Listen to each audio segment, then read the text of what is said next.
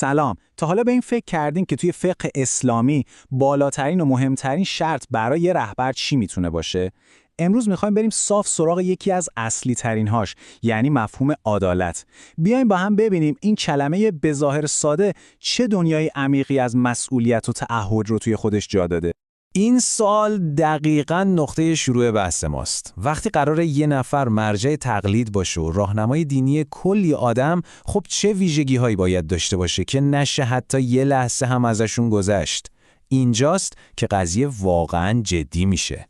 بین همه شرط و شروطی که هست، یه کلمه وجود داره که وزنش از بقیه خیلی سنگین‌تر، عادل بودن. ببینید، این فقط یه صفت خوب یا یه امتیاز مثبت نیست. نه، یه جورای خط قرمزه.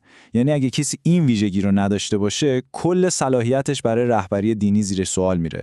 خب کلمه عادل رو هممون شنیدیم، اما توی دنیای دقیق فقه این کلمه اون معنای روزمره‌ای که ما استفاده می‌کنیم رو نداره. تعریفش خیلی مشخص و سختگیرانه است. پس بیایم ببینیم این تعریف دقیقاً چیه. تعریفش به طرز شگفت‌انگیزی ساده است، ولی در عین حال بی‌نهایت سختگیرانه. شخص عادل کسی که تمام کارهای واجبش را انجام میده و از تمام کارهای حرام هم دوری میکنه. یه لحظه بهش فکر کنید، این یعنی یه پایبندی 100% و بدون نقص به همه احکام دین. متن فقهی هم دقیقاً همینو میگه. عادل کسی است که کارهایی را که بر او واجب است به جا آورد و کارهایی را که بر او حرام است ترک کند. این جمله خیلی خوب بهمون نشون میده که عدالت یه مفهوم انتزاعی یا ذهنی نیست، بلکه یه معیار کاملاً عملیه که با رفتار و کردار روزمره فرد سنجیده میشه. و اینجا یه نکته خیلی تکون دهنده وجود داره. اصلا فرقی نمیکنه گناه صغیره باشه یا کبیره، یعنی گناه کوچیک باشه یا بزرگ. اگه یه نفر حتی یه گناه رو بدون یه دلیل و عذر شرعی درست و حسابی انجام بده، از دایره عدالت خارج میشه. توی این معیار چیزی به اسم حالا یه اشتباه کوچیک بود دیگه نداریم. هر لغزشی یه جورایی یعنی خروج از این دایره.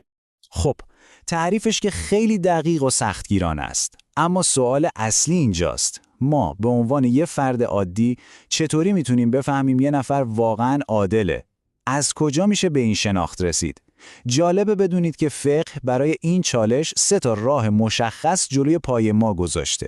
3 راه اصلی داریم. راه اول کاملا شخصیه، یعنی خود شما با شناختی که دارین به یقین برسین. راه دوم بر اساس شهادته، یعنی 2 آدم عادل دیگه عدالت اون شخص رو تایید کنن. و اما راه سوم که شاید از همشون جالب تر باشه، یه راه اجتماعیه، یعنی شهرت عمومی اون فرد به خوب بودن که بهش میگن حسن ظاهر. بین این 3 راه، روش سوم یعنی همین حسن ظاهر یا شهرت عمومی از همه برای ما ملموس‌تره. این روش بهمون میگه که عدالت فقط یه چیز درونی و شخصی نیست، بلکه باید توی جامعه و توی نگاه بقیه هم دیده بشه. حالا بریم ببینیم این شهرت خوب چطوری به دست میاد. خب حالا این حسن ظاهر دقیقاً یعنی چی؟ بیایید یه نفر رو با هم تصور کنیم. ظاهرش، رفتارش، همه چیز درسته. توی حرف زدنش، توی کارهاش هیچ چیز خلاف شرعی نمیدینیم. ولی از همه اینا مهمتر اینه که وقتی از در و همسایه و اهل محل در موردش میپرسیم، همه یه حرف رو میزنن: ما تا حالا بدی از این آدم ندیدیم. این همون تاییدیه اجتماعی که بهش میگن حسن ظاهر. بسیار خوب.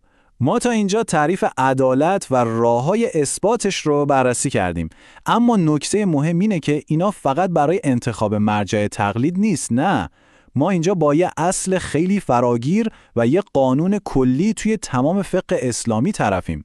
و این جمع‌بندی نهایی ماست.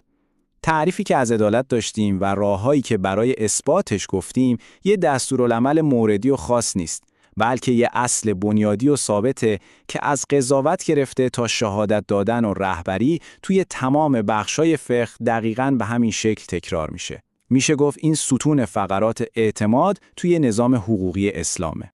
و در پایان این سوال رو برای شما میذارم تا بهش فکر کنید. توی دنیای امروز ما که رهبری خیلی وقتا با قدرت و سیاست گره خورده، چنین معیار سختگیرانه‌ای از عدالت که روی پایبندی کامل به اصول اخلاقی تاکید داره، چه جایگاهی میتونه داشته باشه و چه درسی برای ما داره. ممنون از وقتی که همراه بودید.